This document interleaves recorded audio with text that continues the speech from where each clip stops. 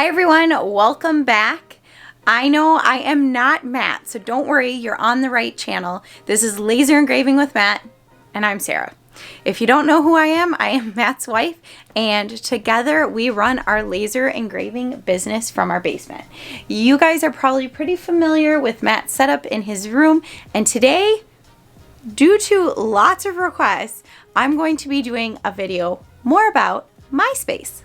So no, today's video is not about a former social media platform. Today we are in my work area. This is my area where I do all of our shipping as well as our communication with our customers. Those are pretty much my main gigs when it comes to our business. While Matt does all the creating and designing, I just tend to deal with customers and package up the materials and get them out. So both parts important, but it's just something you don't see a lot of. Today's video is not necessarily about laser engraving. This could apply to any business, but we're going to be talking about everything shipping. You guys have been asking for just a complete video on how to ship, what to ship, everything shipping. So today, shipping. One of the most important things when it comes to a business who is shipping things all over the country or all over the world is to have a designated area to do your shipping. As you can see in my space, I have a really large table. I use this basically for packaging all my materials. I stand here, I work on them. Might be a little more ideal that I have a taller counter, but I'm kind of short, so this works for me. I also have a whole rack of shipping supply. Everything has a place in its place, and we have back stock in a second room as well. When you are getting ready to start shipping things for your company, the most important thing you need to start figuring out is who are you going to ship through. There are so many options, and here in the US, the most common are the USPS, the post office, or UPS or FedEx. We have used all three, and we think it's important to not rely on just one because things do change over time. We used to do almost all of our large packages through FedEx and all of our smaller packages through the USPS post office, but we've since switched. Now we do almost all of our small packages still through the post office and all of our larger packages through UPS. There are certainly other companies you can ship from, but those are the three I'm going to be talking a little bit about today because they're the ones I'm most familiar with.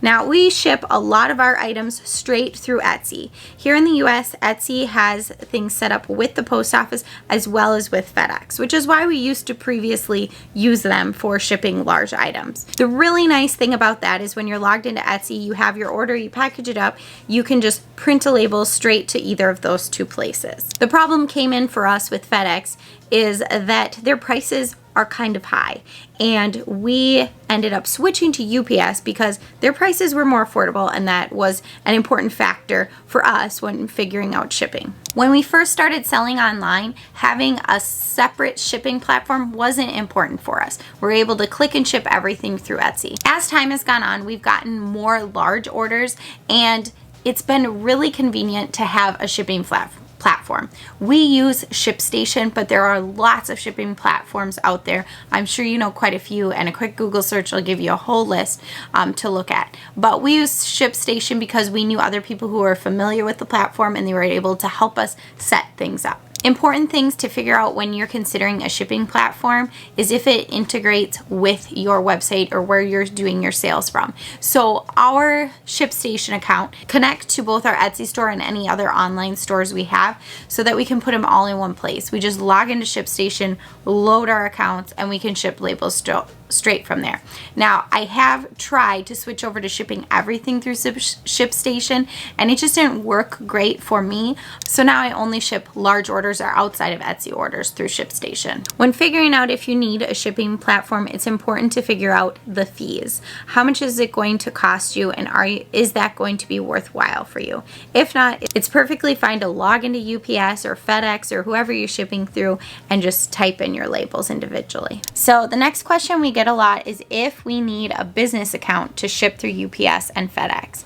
And the simple answer is no, but there's a lot more to it than that. So we have had both a business account with FedEx and both a business account with UPS, and we have actually gone away from them.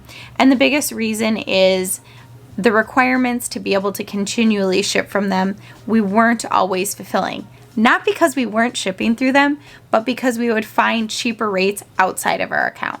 So because we have a ShipStation account, their rates for UPS tend to be more affordable than our rates for UPS. They've got a better deal than we do. They're a bigger company, and I think that's pretty common. So instead of using our account, we would just use them because it was more affordable.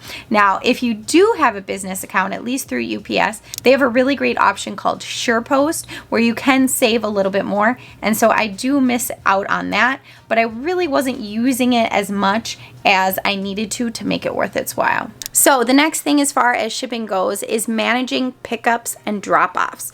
So it's really important that you know how you are going to get these things out of your business or out of your home and off. Now, it's great if you're driving things in and dropping it off, but the more and more you build your business, the more you realize that that's not really realistic. Now, do I still go in person and drop things off? Absolutely, I do. In town, I'm driving by the post office. Whenever I'm driving by, I'll bring in a box of packages and drop them off. It alleviates a little bit of stress off of our postal workers, and it's not too much trouble for me. Now, where we are, we do not have a FedEx location that isn't a drop box very close to us. So we can't just run in FedEx packages quickly. So instead, obviously, that's one of the reasons we use UPS a lot as well. We sometimes will drive packages into UPS, even though it's a little bit of a drive for us. I just try to make sure those times coincide with when I'm already going into town. But I have a tip. If you don't have one of those business accounts with UPS or FedEx, you're not going to get free pickups. But make good with your delivery drivers. You will notice if you are having packages come to your home or to your business, which you probably are if you are starting to sell things, you will notice that you'll have the same delivery drivers often. Make friends with them, visit with them. So what we did is we visited with our UPS driver and we made a deal with him that we would leave packages out in a certain spot, and as he drives by, he'll glance. If there's a package out there, he'll grab it.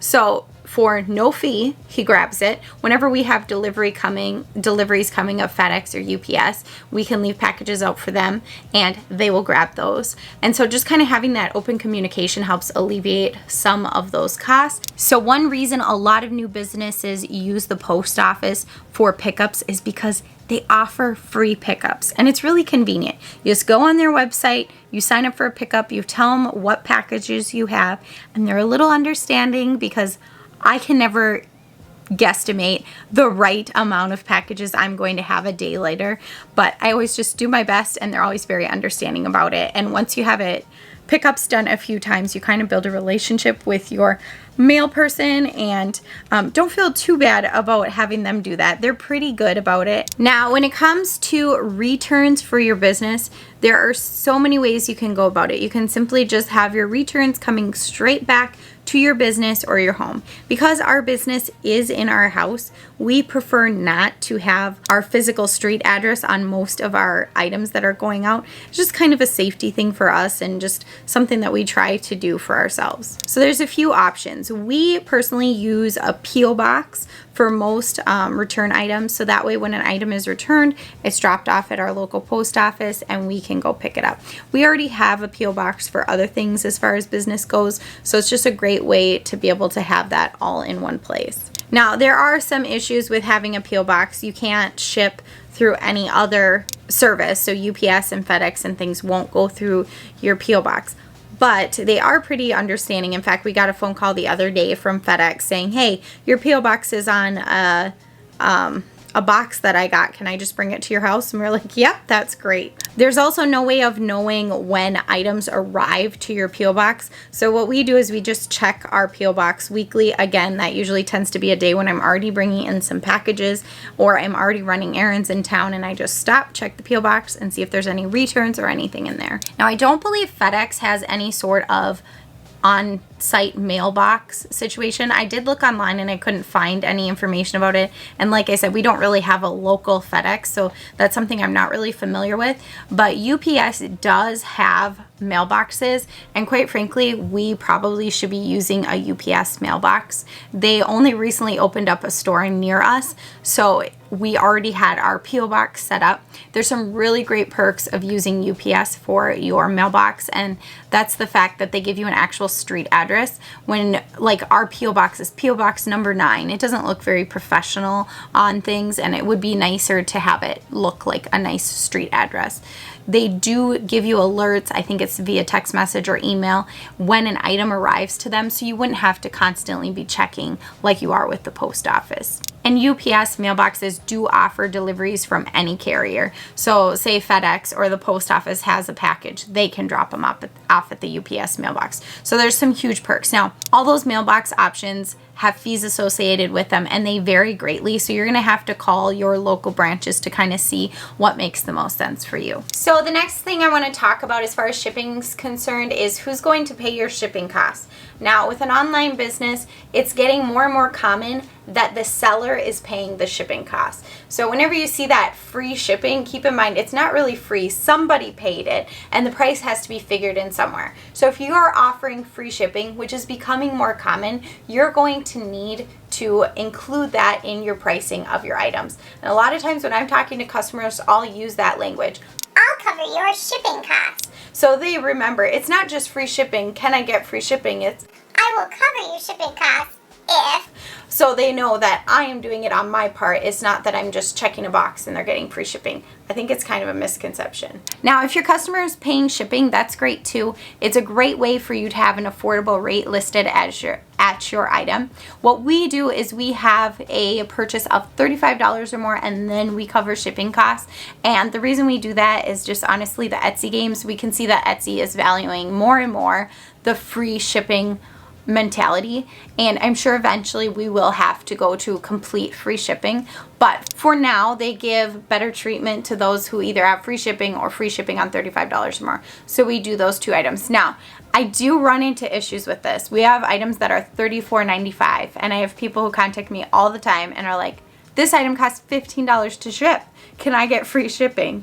And it's one of those things where it's like, well, I could totally reprice this and have it at about $50, and yes, you could get free shipping, or I could have it at $34.95 and you pay the shipping. And we kind of have to weigh that option. There are plenty of things where we have them priced at $35.95 as well, because it's just one of those things where it's like, I can cover the shipping costs on this, or I could sell it for more affordable. And we've kind of weighed our options. Sometimes we'll do free shipping for a while, see if it works, or do the customer pay shipping and vice versa. And for some items, it works one way, and for others, it works a different way. All right, the next thing I want to talk about when it comes to shipping is your packaging supplies. And when I think packaging supplies for shipping, I first think boxes. And as you can tell by my shelf, I carry a lot of non-branded boxes, a lot of brown boxes. I would love to have our logo on our boxes, but priorities, right? But when we started, we shipped almost all of our things in post office free boxes. Now, pretty much anybody offers free boxes these days if you use the service through them to ship them. You can't just grab this box and ship it UPS. That's just not how it works. So there's lots of options for that. It's a great way to get started, and it's a great way to figure out what box sizes you need. So when you're placing your first order for boxes, what we have done, if we're playing around with, they do have some variety packs on their website. You just go on their website, go to shipping supplies, click free shipping supplies. You're not tempted by anything else, and go ahead and add some of those variety sizes of boxes, see what you use, see what makes sense, and then continue using them. I still carry this box because it's actually cheaper for me to do this box rather than paying almost $1 for the box, because the shipping rate is about the same. There's also a lot of places that offer flat rate shipping. We typically don't use a lot of flat rate items, and it's just because most of the things we are shipping are not heavy. When we do have one, we pay a little bit more to ship it, but it's not something we commonly carry. If you're shipping things that are quite a bit heavier, it might be worth it to you to have the flat rate boxes, because there's a lot of perks. You know exactly how much you're going to spend. You can communicate that to your customer. You can include that easily in your pricing because the shipping rate doesn't change based on area. Now, a lot of our boxes we order direct from a shipping company. We use mostly Uline, and we've just had a really good experience using them. Pretty much everything comes to our house the next day. So it's really nice that it's not something I really need to stress over. At Christmas time, we actually would drive to their facility, which is quite a ways away, a little over an hour, and pick up boxes because we just couldn't wait. And that happens sometimes. But usually a day, for the most part, is more than enough time to be able to get you what you need. Now, there's lots of other packaging materials you're going to need, and a lot of those we also purchased through Uline. So my bubble roll is getting kind of low here, but I purchased this through Uline. And Matt just set up a nice little rack for me to hold it. You don't really need anything special necessarily for some of these things. And we use gift boxes for all of our glassware. This is another way that we just keep from things breaking. It looks nice and it just packages things better. If you can buy things in bulk, that helps a lot too. I do buy the big rolls of brown paper. I also buy refrigerator size boxes of crinkle paper, and then I just take out little bits at a time so that I don't have so much in my workspace. When you're shipping, you go through so much tape. I keep 3 types of tape on hand always. I always have clear box tape, fragile tape, because it makes it really quick when I have a really large package to be able to mark it as fragile. And then I also carry brown tape. I use this like if I can't get a label all the way off, if I'm reusing a box, and that's something too. You don't always have to use a new box. Lots of things come in come in boxes and with shipping materials that you can reuse, and it's really nice to be able to do that easily with just a little piece of brown tape. So when it comes to shipping, the most important thing is to package items appropriately. There's so many times when you order something online and it comes to you and it's just not in the right size package, or it was shoved in a package, and there's nothing worse than that. You don't want an item that's breakable breaking and shipping. It's not great with customers, and it happens still today to us, even though we feel like we have mastered our shipping. That being said, if it appears you've taken every step to ensure the package's safety, customers are usually very understanding about it. Today I'm going to show you how I package just a simple glass. Now, there's lots of ways you could do this, but this is how I do it. Since we get a lot of questions about the fear of shipping glass items, or the fear of shipping breakables, the fear of breaking one-of-a-kind items, and that is something that's really hard. We have shipped back and forth with people breakable, one-of-a-kind items, and in that case, I'm just very clear and upfront that we cannot control shipping. We'll do our best to package it appropriately, but things happen, and usually it works out. So one of the other items we order comes with plastic bubble bags, and I actually save these because that item is a metal item and doesn't need necessarily bubbles. Instead, I use a plain bag for it. So I save these because they are the perfect size for my cups. When they're sitting on my shelf, I always try to keep everything as organized as I can. So this is what I use these for: bubbles for pint glasses and mason jars, because it fits them well. When I'm out of bubbles, I just flip it around and it says glass bubbles, but it's empty. So then Matt knows when he fills it up to flip it back around. So I save these and I just put my glasses right inside. Now, like I said, since this is something I save, I don't always have a lot of them. In fact, this is my last one right now. So I also purchase bubbles in bulk.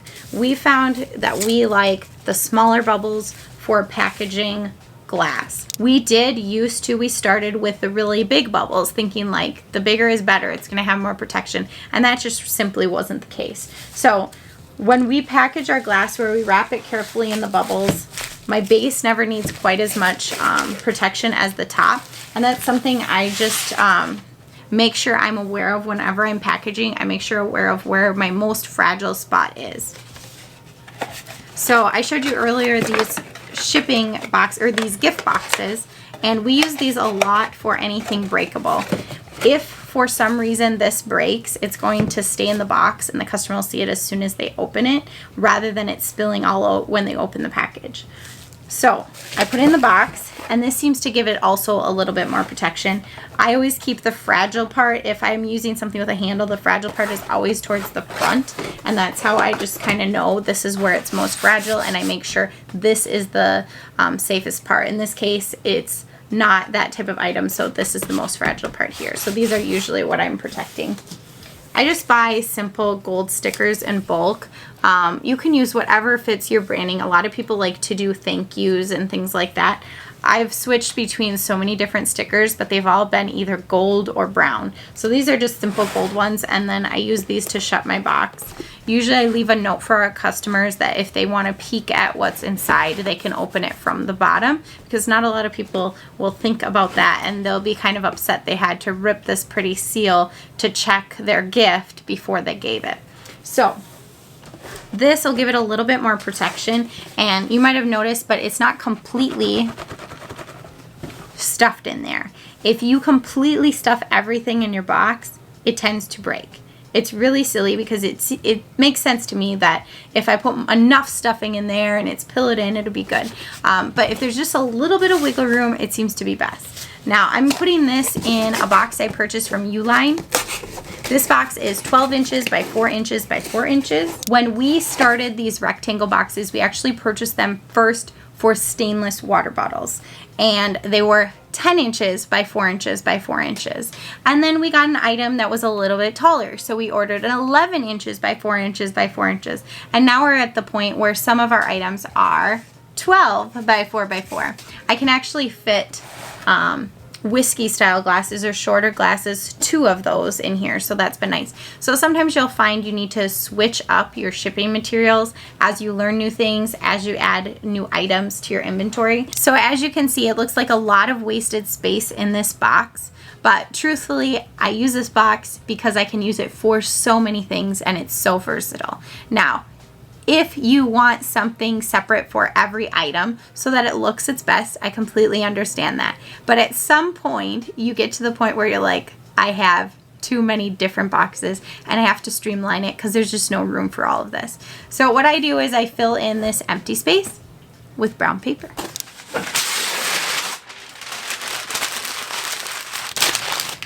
So I'll take that brown paper and I'll put it in this empty spot.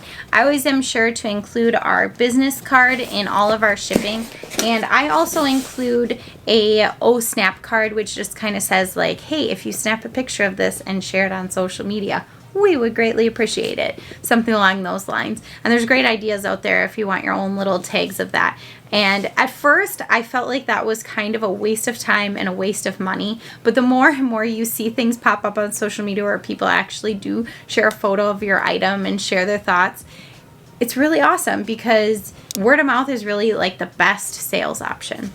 And then I'm going to add a fragile sticker on here because as you saw, it was glass, and I want to be sure that the carrier knows that this is fragile, as well as the buyer receives it and realize I took some care into thinking about their item and thinking about it getting to them safely. So it ends up being a little loose in here, not too tight, but not too loose either.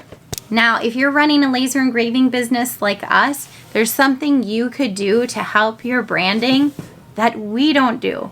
Honestly, we've talked about this for years, but you can brand your own items. Just think of it. You can brand with your laser. You could be making a stamp or something with your branding and putting it all over the box. It could be on your tissue paper. It could be on your brown paper. There's lots of options. So don't be afraid to brand your items. I use that brown paper. I also use a brown crinkle paper. But if your branding is bright orange or neon green, feel free to use that color in your things and make it fit you. Well, I hope you enjoyed this video. Sorry Matt wasn't here, but I hope you learned something new. And if you have any other shipping questions, anything, be sure to leave a comment down below. Glad you got to see me again. Bye.